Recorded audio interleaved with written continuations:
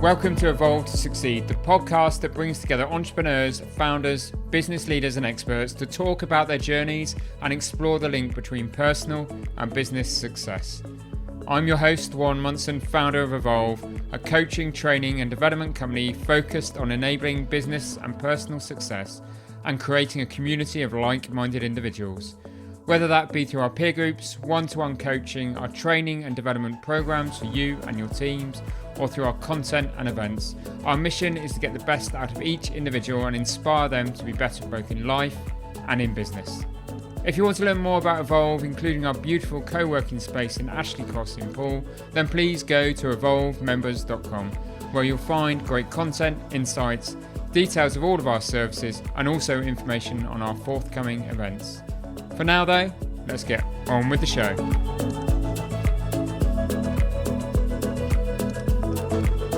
This week's podcast is the second half of our countdown of the top 10 podcasts for 2021. You're going to hear the best snippets from each episode, and we've ranked them 5 to number 1, with guests ranging from a cryptocurrency expert, a restaurateur, an executive mentor, and an individual whose severe physical and emotional breakdown is a good lesson for us all about just how vital it is to look after our own personal well-being. I do hope you enjoy the show.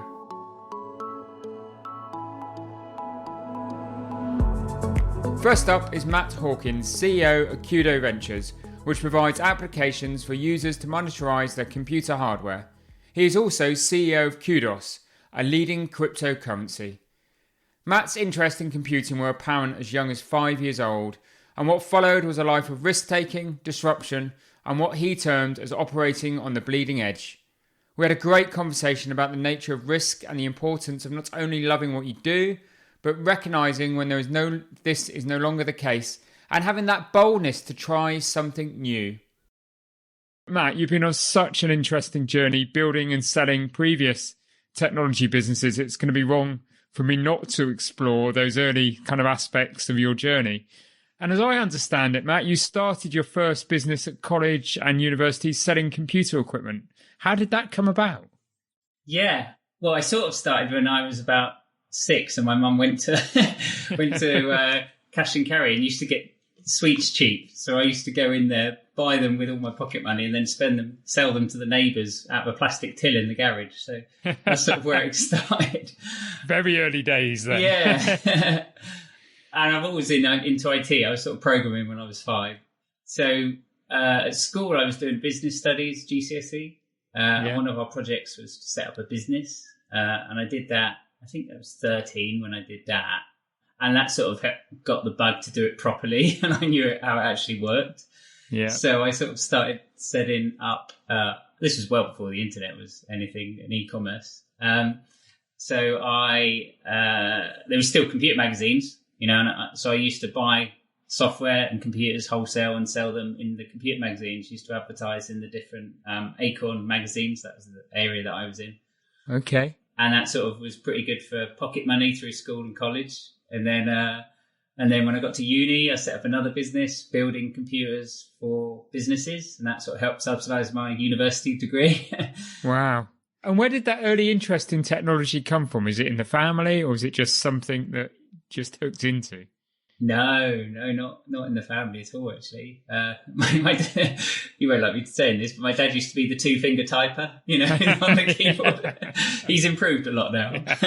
You've taught him, have you? Yeah. I don't know really where it came from. I think, actually I do. So my handwriting was not great, and I was, it just wasn't very legible. And as soon as I got given a computer when I was 5, I was like, wow, this is it. And I was just typing away and loving it. And that was what got me into them, I think. Brilliant. So just a born techie, really. I suppose it's probably something about your mind and it's about technology, but are you always intrigued about what's new and what's different and what's happening? Is that one of the things that's helped you succeed, do you think, Matt? Yeah, I do like building stuff that's kind of a bit bleeding edge. Okay. Or best of breed. And as new technologies come out, there's things that, that you may have as a pipe dream for many years, but then all of a sudden one day that technology exists. And if you now pull together, a load of different projects, a load of different technologies, you can now build things which were a pipe dream 5-10 years ago. So, I've always had a dream of being able to build things better and use technology to do that. So I think that's probably where the bug comes from, is I like building stuff and seeing it succeed, and then, doing good with it as well. If we can, as well as, doing well, financially as a business, actually, if you can help people and help the world, improve the world with it at the same time, that's even better. Have you got any experiences of being at that bleeding edge and it not quite going to plan? Many. That's the thing about being at it, I think. The good thing is, if it's a bleeding edge and it does go to plan, you accelerate way faster than you could in any stable environment. And you've kind of got your bell curve of the growth cycle, of a product and the market. And I think, you can go for the laggards and the slow moving market, but it means what you build moves slow, and what the technology you build moves slow. So I think you need a balance, because you need a stable business and a foundation to build on.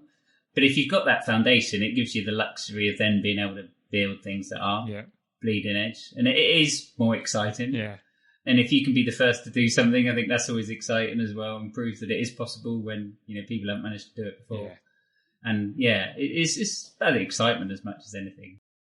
Obviously, you had a very successful exit out of C4L in 2016. If you look back now, how did it feel when you sold that business? Because that was your true baby, wasn't it? It was a business you really started at a young age, grew, matured in, pivoted, developed, and then exited. And I'm always interested and intrigued to see how people feel when they look back on hindsight at the exit from that kind of business. Yeah, and I was in two minds of selling, because it is your baby. It becomes your life as well. It's not just a job, it becomes part of your personality as well, because you sort of are that company. And, you end up friends with everybody that you work with. And, so it is probably, the majority of your life. So it is quite, when you go through the sales is a huge amount of time, and hours, and many, many nights going past, midnight and working through the night trying to get it done. Going through due diligence. And one of the things I'd just say is, if you do want to consider selling your business, even if you're doing it in 2 years' time, get the paperwork sorted out now. That was one thing I learned was, running a business for 16 years, and we're now trying to find a contract from 14 years ago. These things just, you don't even think like that. Luckily there's a much better CRMs and everything that's in place now, but most things just get either stuck in a cupboard or scanned and stuck in a folder on a file server somewhere. Yeah, and you think you'll never need them. You think you'll never need access to them, and then the buyer says, "What about?" Yeah, and have you got? We ended up having to bring a team of admin people in to try and get everything in place for 3 months. Yeah. So it's a huge, huge amount of work. If it's a complex business, if you haven't been running it for long and it's relatively small, it's much easier. But I'd say you spend a lot of time just getting all that in place to start with. So you've gone through all of that, and then you've sold. So we signed the contract on the Friday. This was Feb 16. And then the Saturday, I think we had one glass of champagne with the company that we'd signed the deal with. And then on the Saturday, I was just glad to get some sleep. It was just a relief. And it was on the Monday. It's like, I've now got to integrate our company with this company that bought us. Yeah. And you're like straight back to the grindstone. So it's like, you literally think you're going to party and celebrate, but actually you haven't even got time to think about it. Number 4 on our charts is Glenn St. John Colgan, Managing Director of Augmentus, which provides expert-led managed services and also assists the private sector to bid for and deliver public sector opportunities. Glenn has enjoyed a varied career that includes long stints working with teams within Whitehall and within government, as well as in consulting, security, and even champagne importing. This was one of those conversations that the further it progressed, the more apparent it was that we shared very similar views around business principles and the value of work. He also provided some great insight into navigating the public and private sectors. I suppose the hardest challenge that I found working with the public sector was actually one about communication. It's very, very different to the private sector. It's very much about diplomacy and not about confrontation. And the challenge why is that a challenge for me is because I'm from Yorkshire. I try to blame my heritage because I'm somewhat blunt and direct and quite direct. So it has taught me enormously about, and that brings everything about leadership, about communication, about delivery and success. In a different environment, you have to adapt really well to succeed and to still be there supporting 20 years later and enjoying it. And my directness, albeit softened, being appreciated, it actually cuts through a lot of the jargon, and they enjoy some straight talk every now and again. So that's what we've been doing. That's what I've been doing, enjoying it thoroughly. But do you think the civil service and the public sector is changing to be more commercial? It is. It's desperately trying. So the government commercial function and the government commercial organisation is trying to help the people that run a lot of these programs become more commercial. So they've got a series of assessments out there. They've got a plan.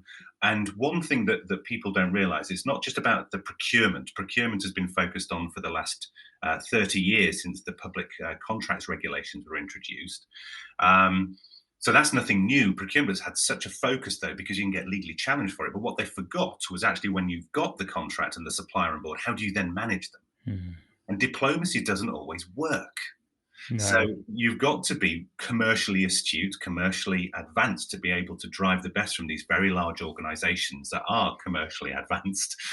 And that's what they're trying to get on top of. But when they say they've got 2,000 people running commercial contract management, they haven't. They've got over 30,000 people who operate these contracts.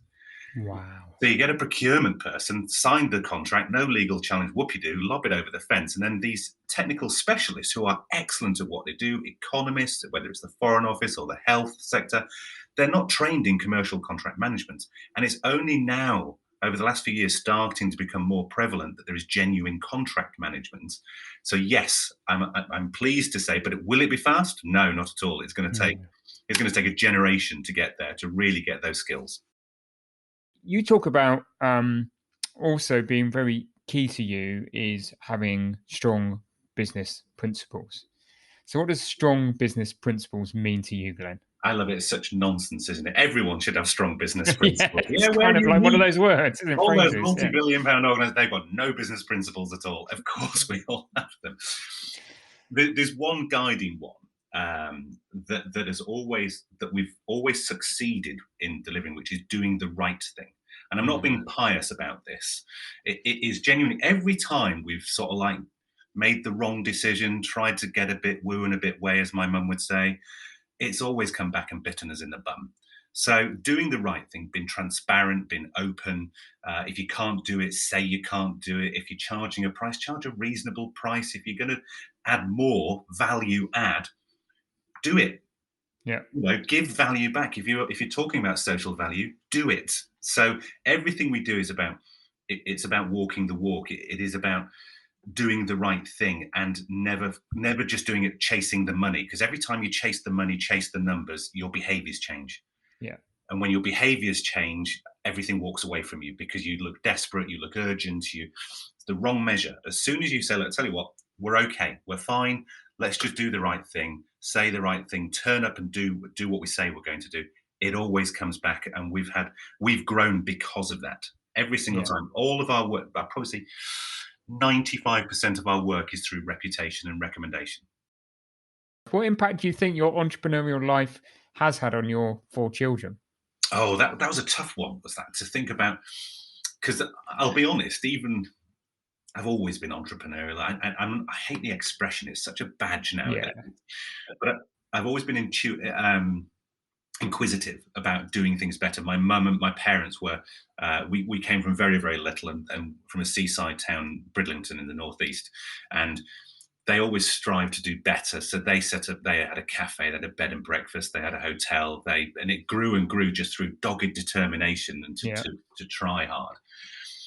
But even when I went into industry, I was still doing 16-hour days. So whether I'm working for myself and running a business, or whether I'm working for someone else, that's who I am. Yeah. So do they see more of me because I'm an entrepreneur, for want of a better expression, and free and loose with my time? No. Am I better placed? Would I be a good employee anymore? No. So I'm my mind is probably more at peace because I can be who I want to be in these industries and choose where I invest my time, and hopefully get more satisfaction out of it. So the family will benefit from that. There's a difference between personal ambition and professional ambition. And when the ambition is outside of yourself, you become an enormously better person and better leader and better colleague. Yeah. When you're out for yourself, so I wanted to be a director. I became a director at 29 of a £1 billion firm. My God, I was on that. But don't get in my way on my way there. I must have been an awful person to work with for otherwise, because that was personal ambition. Then you get to a point where it's beyond that, and that's that personal growth, that mindset, growth mindset, where you say, actually, I've sufficient now. People say, "What do you want money? How much money is enough?" It's irrelevant. Yep. Am I a multimillionaire? No. Am I really comfortable? Yes.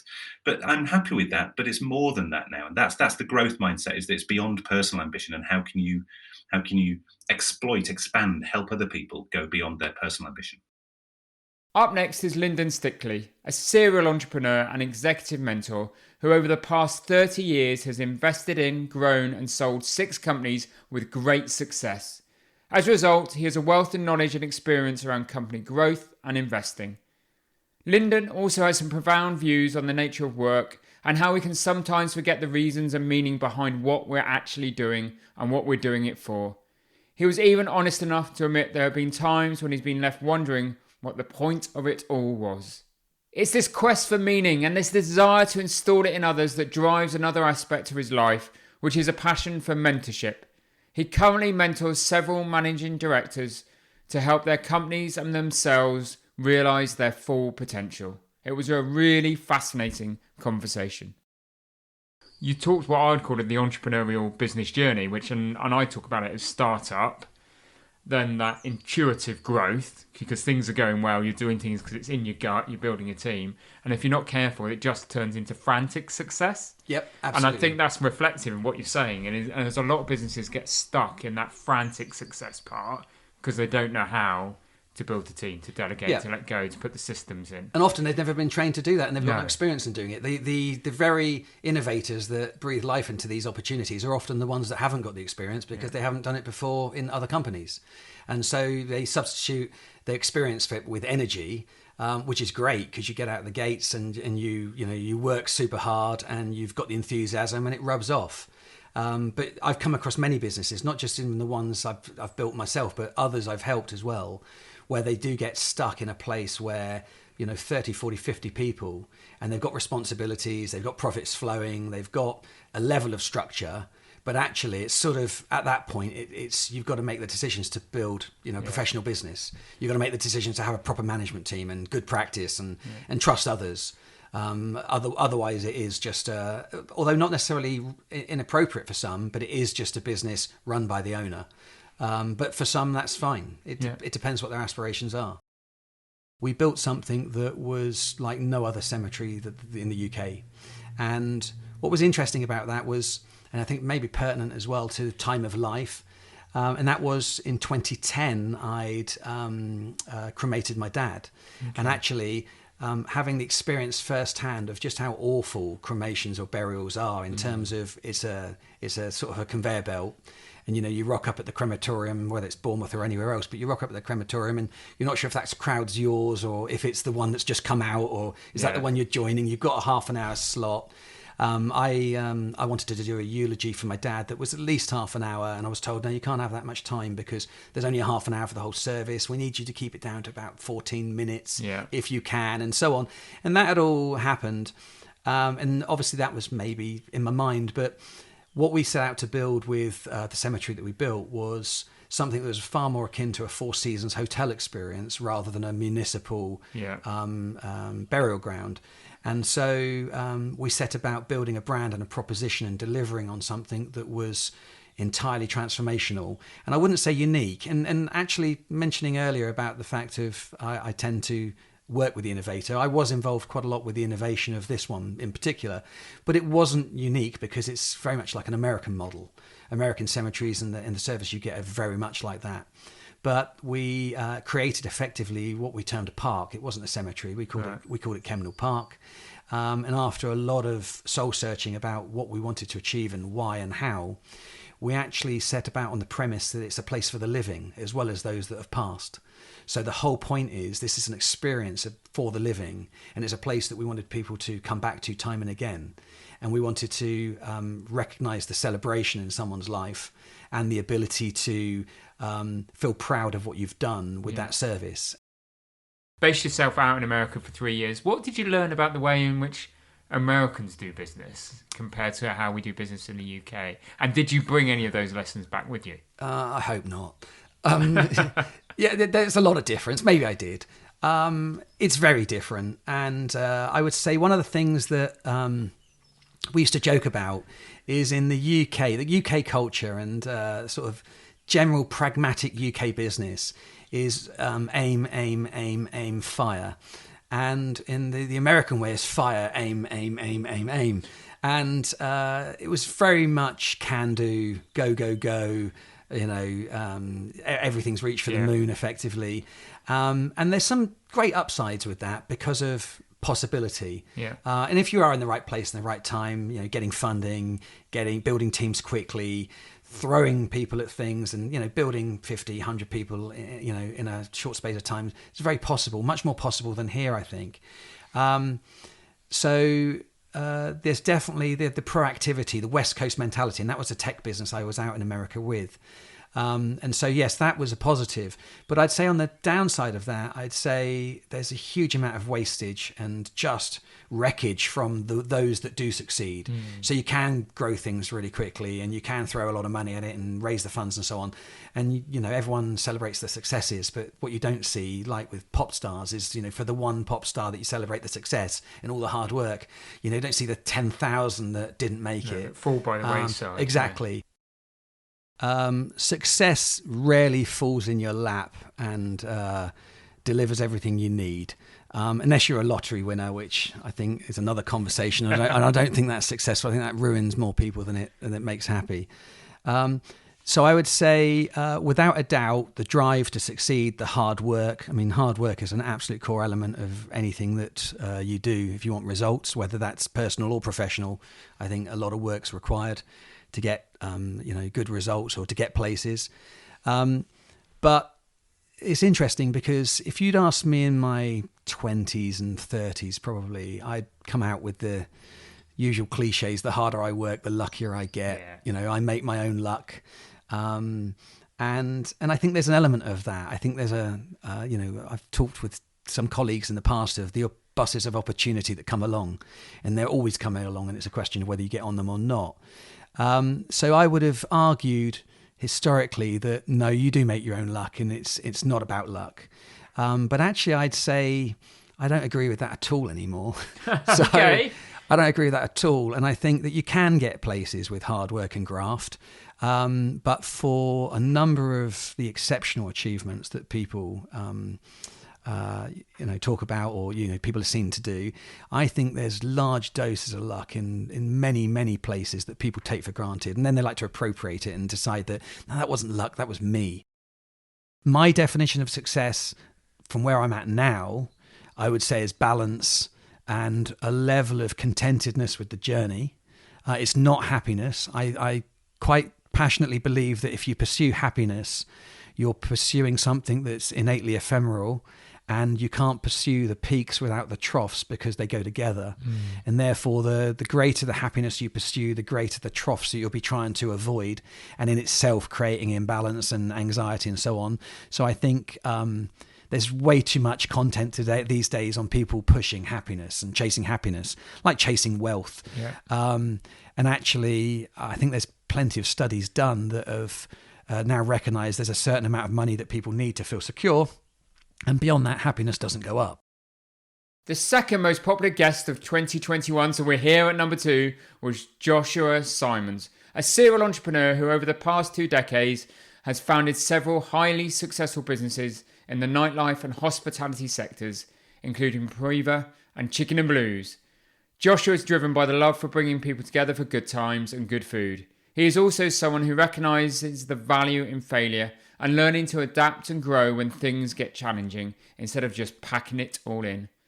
In this podcast, there was also revealing conversations around work-life balance, the long-term effects of the pandemic on the hospitality sector, and how he almost became a professional golfer. But at the age of 20, he made the decision not to turn professional and joined the family business instead. What drove you to that decision? Well, I mean, firstly, I started playing golf when I was around 10 years old. My grandfather got me into it. And it was just one of those epiphany moments in my life as a kid where I thought, wow, this is what I want to be. Yeah. And like kids have, footballers, whatever, artists, musicians, mine was golf. And I was given the opportunity by my family to give it a really good go. And I played, pretty much full time when I left school at 16 for 4 years around the world. And during my school days, I was always having time off to go to tournaments. My dad was driving me around the country, flying me to different areas of Europe to play events. So I had a brilliant run. But I think the decision came when I was 19 or 20. We'd moved down to Bournemouth from London at that point. And I had a bit of a life moment where I thought, do I want to do this for the rest of my life? Because that's essentially what you're signing up to. It's a lifestyle. It's a career. And it went from being like a passion that I really loved and was becoming good at to really being a job. Yeah. And that switch, I think, meant I lost a little bit of the love for the game. I mean, I went through a period of bad form as well. Yeah. And I was travelling around, staying in B&Bs and all around the country, and not playing that well. It's not a particularly glamorous life. Do you know what? Yeah, stage, I mean, it wasn't as glamorous as it may seem. I enjoyed it, but it got to a stage where I thought, actually, maybe I'm not Josh Simons the golfer. That's how I was introduced by my mum and dad to all their mates, and it was, he's a golfer. Maybe I don't want to be a golfer anymore. And I said it to mum and dad, and they were like, you know what? You don't want to be a golfer? Don't be a bloody golfer. Just put your clubs away. And I said, all right, I'll do it for a few months. And my dad had opened up a restaurant, and he said, come and do a bit of work for me, and never went back to it. What drew you to the nightclub sector? I think I was at a good age for it. I was sort of 20, 21 years old. My dad had Jimmy's in Bournemouth. I didn't like working as a waiter. I didn't like working as a barman. I don't mean anything derogatory towards those careers at all, but it just wasn't for me. Yeah. I was trying to find my niche in my dad's business. Yeah. And he said, okay, well, look, how are you going to drive some revenue for me then? And I said, well, I can start setting up some nights and, live band nights and do this and that and get into promotion. So is it promotion? Promotions and marketing. And the first project he gave me was at Jimmy's. He said, okay, do something on Thursday nights. Thursdays should be busier. So I put together a band called the Jimmy's House Band, called it Thursday Night Live, did all the marketing, local magazines, press, all that sort of stuff. And it went from being a 2,000 or 3,000 quid Thursday to being a 6-7 grand Thursday, and sustained for a couple of years. And he said, I kind of found my position in the company as like sales and marketing. And then next door to Jimmy's, there was a venue that had gone bust. It was a bar. And I pitched my dad the idea of doing a nightclub there. And I've been up to London a few times, seen the kind of Las Vegas style VIP table clubs with the champagne on sparklers, that sort of thing. And I said, Bournemouth could do with something like that, like a VIP small table club. So he backed me on that. That was a great success. We ended up selling the whole Jimmy's brand for around £1 million a few years later. So it was a really successful project. I thought I was a bit of a legend, driving around in a Mercedes, sold my nightclub. I made it. Yeah, thought I made it. Little did I know the next 5 years would slap me in the face. But I think getting into the nightclub business was for me fun, and it encompassed marketing and promotion, which is where I found my niche. What I learned from that period was that overnight you can lose everything if you're not on the case with the important stuff.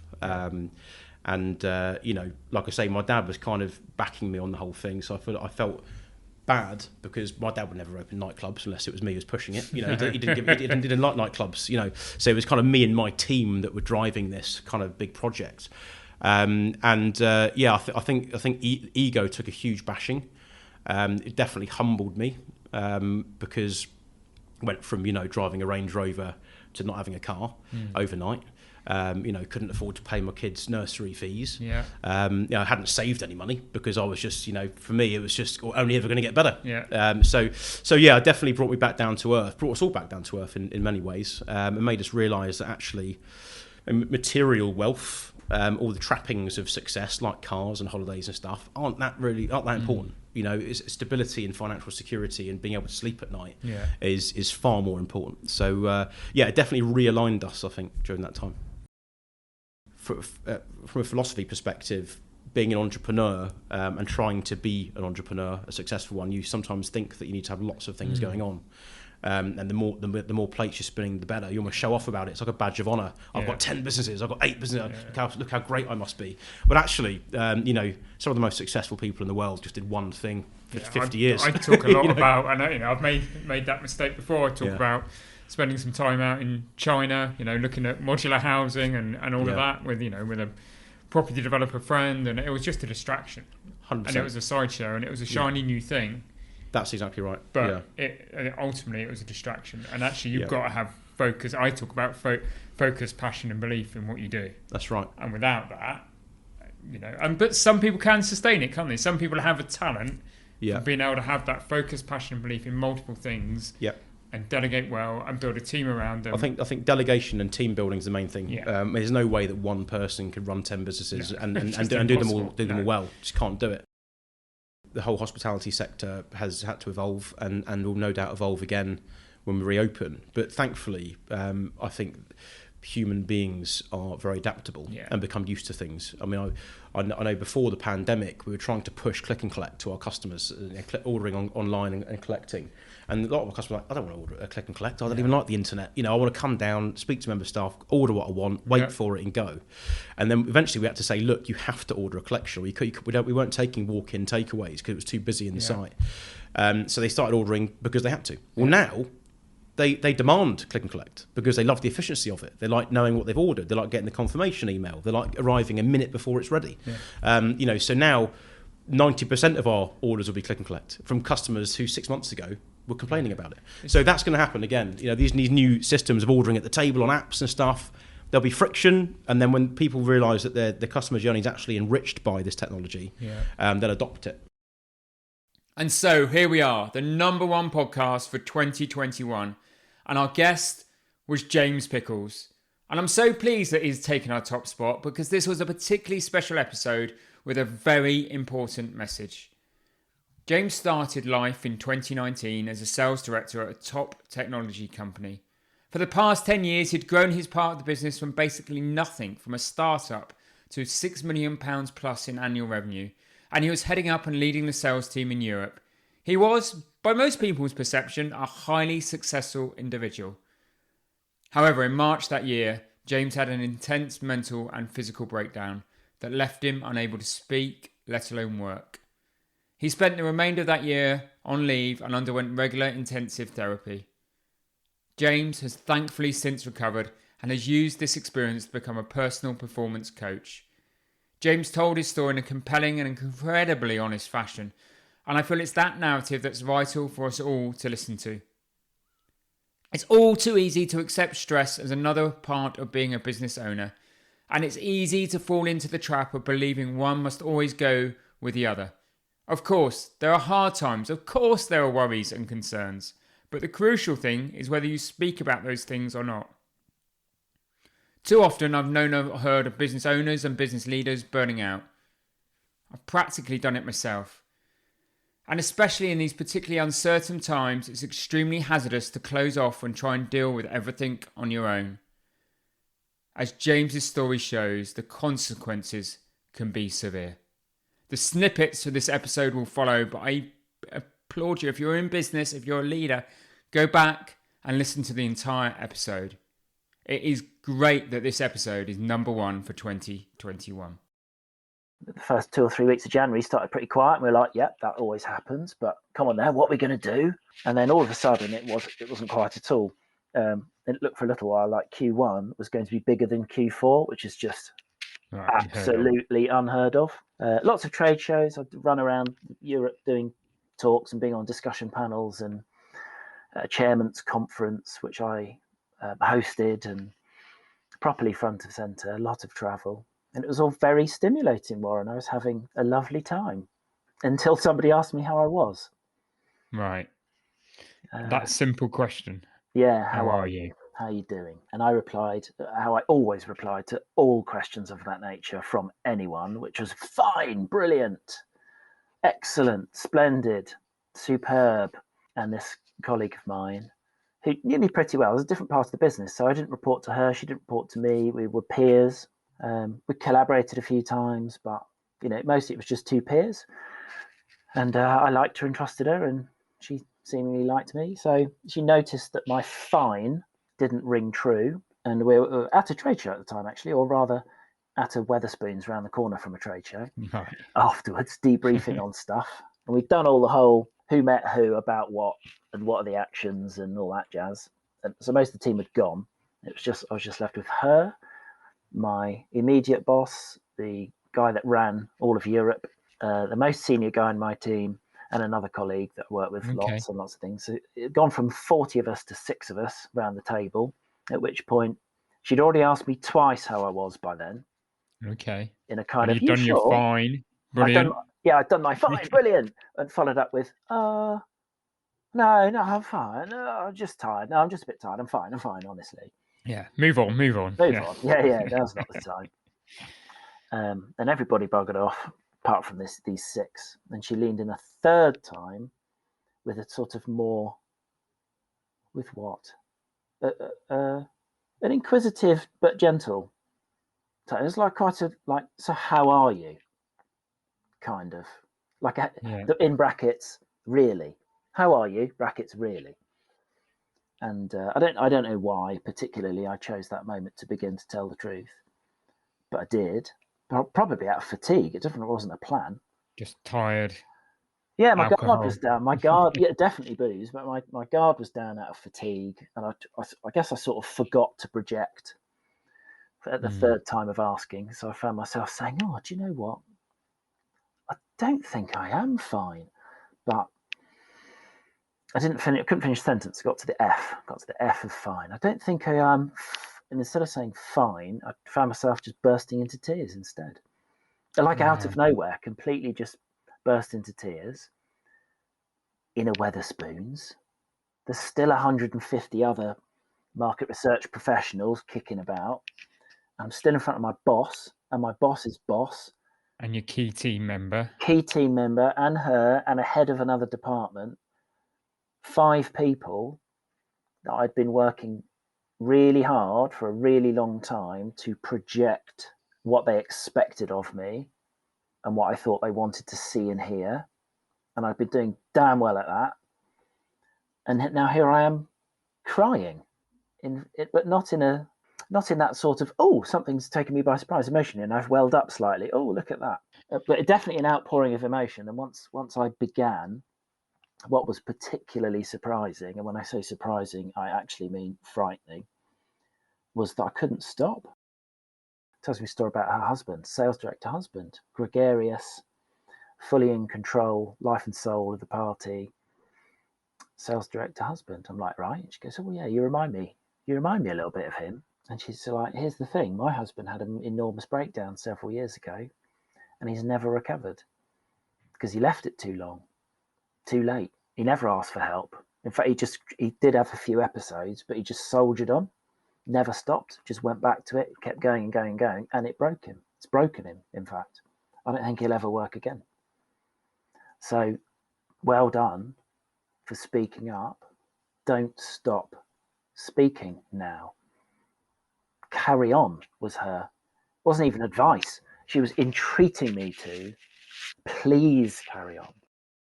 At what point did you realise that you couldn't continue as you were? Because you obviously did realise that, and you did then take steps, and you talk about being signed off, but that doesn't happen without you making some decisions personally, does it? Yes and no. So if I say, oh yes, I took extra steps and I took control of my destiny and I realised I need to, that's really misleading, because I didn't do any of those things for a few days. I just carried on. Right. Tried to tough it out. Because actually I felt slightly better for having kind of spoken, but underneath that veneer, which was getting weaker and thinner and thinner and thinner, actually, like the metaphor that I quite, because I like Marvel films, always have, big kid really, and one of my faves was always Iron Man, and I like Tony Stark's pre-marriage persona of billionaire playboy, and I thought, yes, I'd love to be a billionaire playboy. And he has his armor, doesn't he? Iron Man armor, and he keeps upgrading. It's got the Mark 1, the Mark 2, the Mark 27, the Mark 45, and they always get more and more sophisticated and more powerful. And that resonates so much, in fact. I mean, you can't hear it on a podcast, but I'll show you, Warren. I've got Iron Man hand here. He has, which is a desk. It's a desk lamp. My wife was like, "What is that hideous bit of tat?" What's like, that in our house? It's like, yeah, where's that going? I'm like, on my desk, in my office. She's like, God, I've got to look at that bit of ugliness. But it was a deliberate choice, because I had thought that strength and resilience was being polished. Wearing, some people might say wear a mask, but for me it was a whole suit of armor. Yeah. Put on a performance, put on a show. Yeah. Fake it till you make it. Yeah. And if you live it convincingly enough, it will become true and people will believe it of you. And they did believe it. And so was I trying to believe it too. And I'd upgrade every time I had a knock, I'd upgrade the armor and lock it in even tighter. And what was happening, I didn't realize that the chinks in the armor, as it were, cracks, and actually the armor was falling off. And then an enormous amount of talking happened, and an enormous amount of crying happened as I gradually started to sort of unpack 30 odd years worth of just cramming things in and locking them down, putting them in a box, pick metaphor of choice, piling heavy weights on top of the box so that it didn't burst out. And she was like, no, we're going to unpack that box. Open your filing cabinet. We're going to take some files out and we're going to talk about them. Gradually, because it did get worse before it got better, but gradually I was a little bit calmer, a little bit better, just in small pieces. Sometimes it felt worse, sometimes it felt better, but over time, the downward curve, basically I've bottomed out, I guess. I'd hit my version of rock bottom, and then we sort of bimbled along the rocky bottom. Seabed, yeah. Seabed, that's what that word. The seabed, and gradually started to come up again. I'm just going to lean out of it because I'm so afraid of cocking it up again. And so I was saying this to my wife, and only just sort of, we were having a walk in the park, and she just stopped in her tracks and looked at me. I was like, what's the matter? She goes, this is like my second marriage. What do you mean? She's like, it's like I've got married again to a guy that looks like you and is largely you, but it's not you. This is different. You're different. I've never, ever heard this stuff from you ever before. I've been together 20 years. I was like, oh, how are you enjoying this second marriage of yours? Is that a good thing? Yes, I hope it is. Is it a good thing? And she's like, no, it's, amazing. It's better. I know you better in the last couple of years than in, the previous 18 or so. So it's better. So if resilience before meant wearing armor, then it meant repelling attack and deflecting it and not being impacted by difficulty. That's what it meant to me before. And I also thought that it happened all by itself. That it was just there. It was just an entity rather than a resource. I now think my personal resilience is a resource, and the resource needs to be topped up and fed, or nourished is perhaps a better word. In order to be resilient, I need to nourish it, which means doing well-being stuff, but being conscious of it too. So it's now, my resilience is now, I think, something that it is my ability to react to difficulty as opposed to my ability to deflect difficulty. Actually, what I really thought and what I said at the time was that how could I possibly go and be a coach? I have nothing to offer as a coach. I've just been made redundant. Nobody loves me. The imposter syndrome was shouting loud that day. Mm-hmm. She went, that's not what I said. I said, go and learn more about it. You don't have to be one, but I think you'll enjoy the experience and you'll learn about yourself. And she was dead right. So it was fantastic. I'd already learned to talk. but I'd never really been trained to listen. And that's largely what the coaching qualification was, actually, a framework, but the core skill of listening clearly embedded throughout everything that we did. I am, at any given day, probably as capable of slipping back into those old habits as I ever was. And it's ironic, really, the better things are going for me, the more likely I am to slip back in. Okay. And when I say better, let me be really clear. I'm really talking about when I'm being booked to do a talk, or some people off the back of some initial conversations have come in and said, okay, yes, please, James, I'd love for us to work together. And my temptation is to listen to all the voices that say, make hay while the sun shines. Yeah. Now is the time. Come on, fill your diary. It won't last forever. That voice can get pretty loud pretty quick. So I have to really pay attention to that. If you really care, I think possibly the greatest gift that you could give some employees is twofold, starting with your attention, your time, and to ask them how they are, really. Yeah. How are really you really? Yeah. And don't ask half-assed. If you're not prepared to actually sit down and listen to the answer for as long as that answer is, you're actually better off not asking. And if you're not equipped, that's fine. Not everybody is equipped to do this stuff. That's fine. Find someone that is, and give them that space and give them that time to settle their own snow globe. But you've got to do the time. A 15-minute slot in your busy diary, jammed with back-to-back important executive work, chuck in 15 minutes for a check-in may not be enough, and you'll end up opening them up and then just leaving them hanging. Yeah. So don't even do that. If you're not doing it properly, don't do it at all. Ask them how they are, and then sit down and listen to the answer. And if you're really good at it, do not try and solve, in inverted commas, what they tell you, because they might really know what's going on with themselves. Yeah, I still don't most of the time until I'm done talking it out. Yeah. So give them that space. Great. And time and your attention.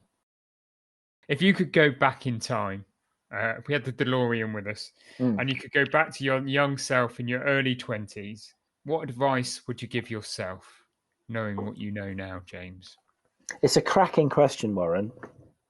I'd love to come up with a pithy one-liner for it, but I can remember how I was in my 20s and 30s, and there is no piece of advice that I would have listened to, because I was very much, I'm fine. I don't need advice. Who's this grey fella whose knees are shot from the future that looks a bit like me? What does he know? Nothing. I'm doing just fine, thank you very much. So it wouldn't be advice, actually. What I could do for myself is ask myself questions, not give advice. Ask myself questions and then shut up and listen to the answers.